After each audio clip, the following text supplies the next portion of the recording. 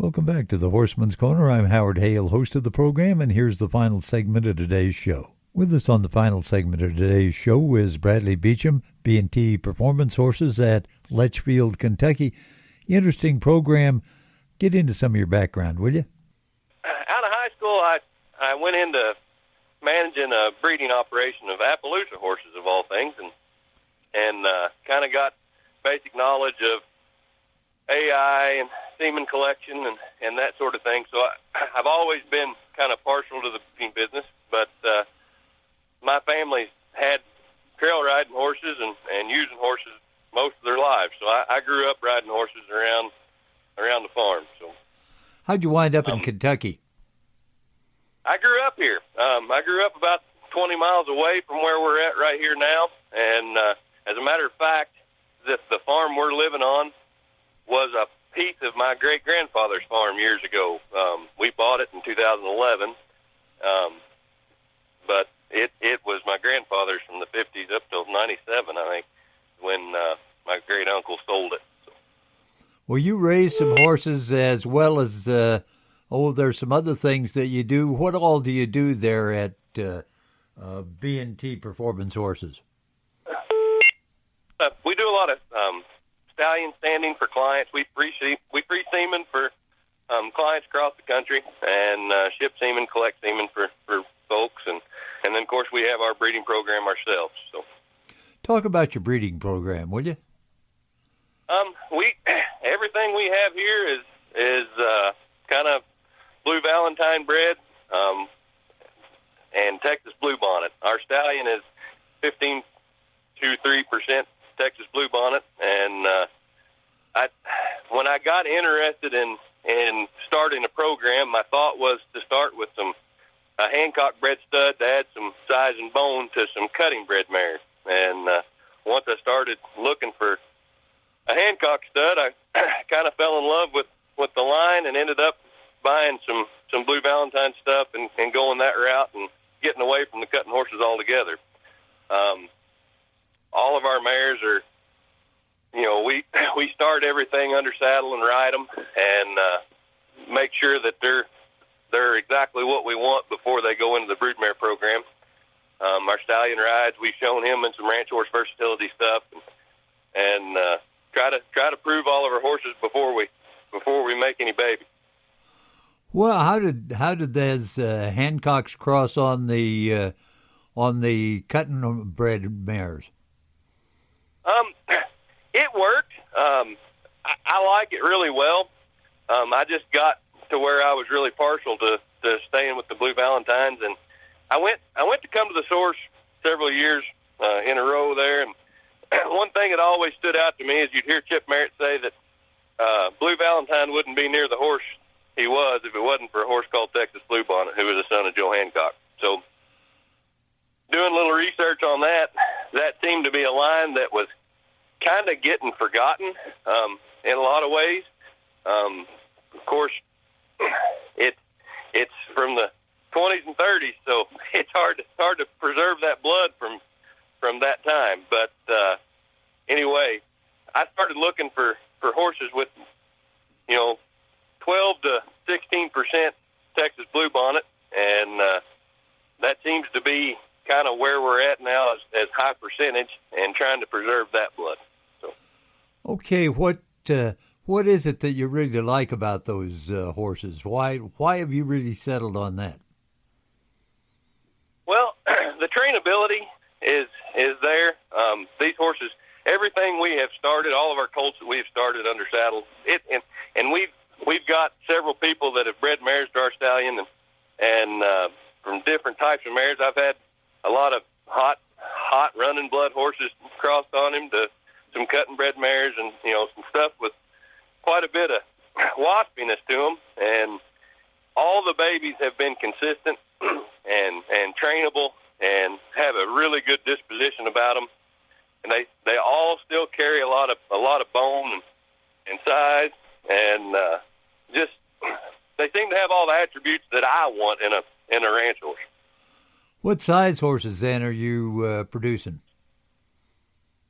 Most of my mares are going to raise a baby in the in the 15 to 15.2 hand range. I've got a couple mares that'll produce a baby a little bigger than that. But we try to stay around 15 hands. I've got bad knees. I've had 4 knee surgeries, and it's hard for me to climb on anything much bigger than 15 hands. So I kind of stay with that. But I'm a bigger guy. I'm 6'3" and probably weigh 260, and it takes a horse with a good foot and good bone and a frame to pack me around, even if he's 15 hands. You train all your own horses? No, I send most of them out. I used to train some in my younger years, but time and physical disabilities have kind of held me back from starting any colts anymore. But I've got a gentleman here local that rides most of our colts for us, and he does a fantastic job. Yeah, when you talk about not over 15 hands, a little easier to get on, I've got to the point I'd really probably need a POA about 13.1 or 13.2. I can sympathize with that for sure. It seems like every year it gets a little harder to get on 15 hands. I may end up starting to raise something a little smaller. You never know. But anyway, this is an interesting breeding program. You say it's this Texas Bluebonnet that you're trying to preserve.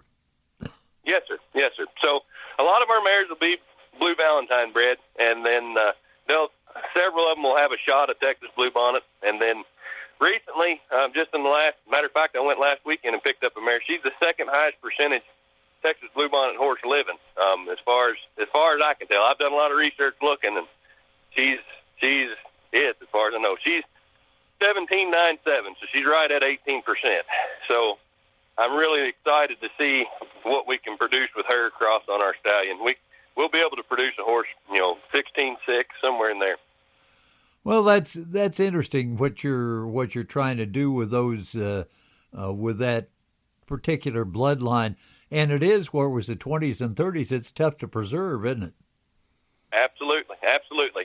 And the unique thing about our stallion, doing our research, most if not all of your horses that are line-bred Texas Bluebonnet or have a significant percentage of Texas Bluebonnet blood go through a Leo Hancock Hayes son named Wild Bluebonnet.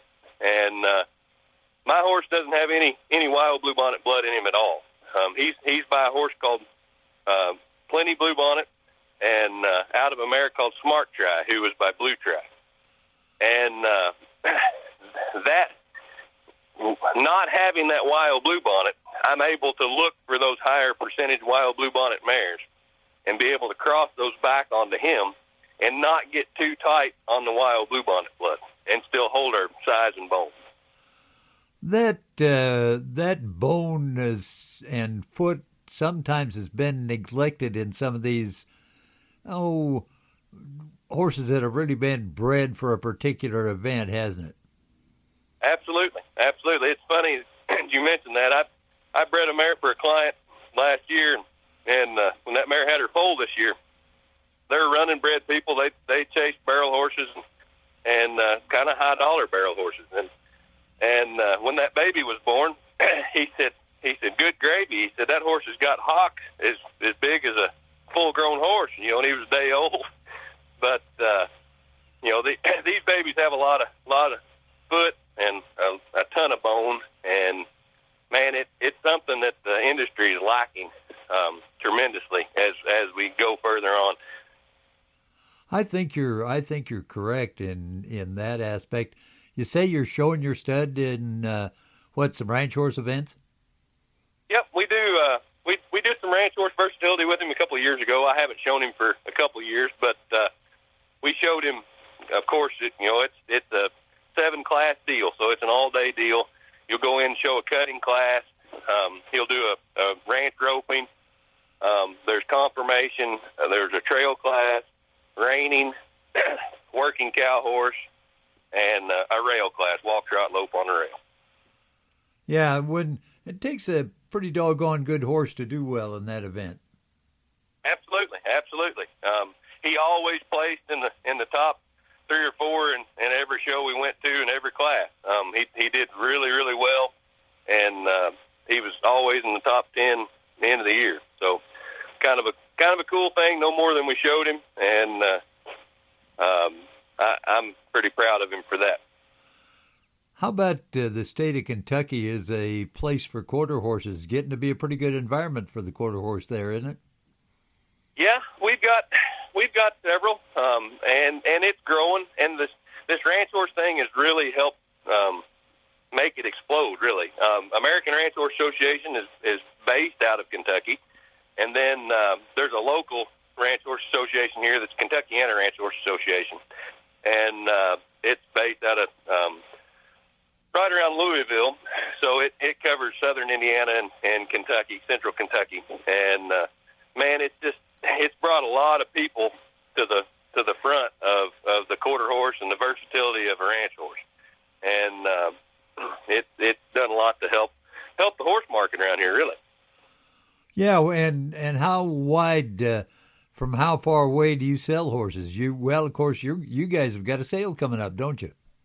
Absolutely. Blue Valentine Driftwood Heritage Production Sale. Matter of fact, it starts, it's online only this year.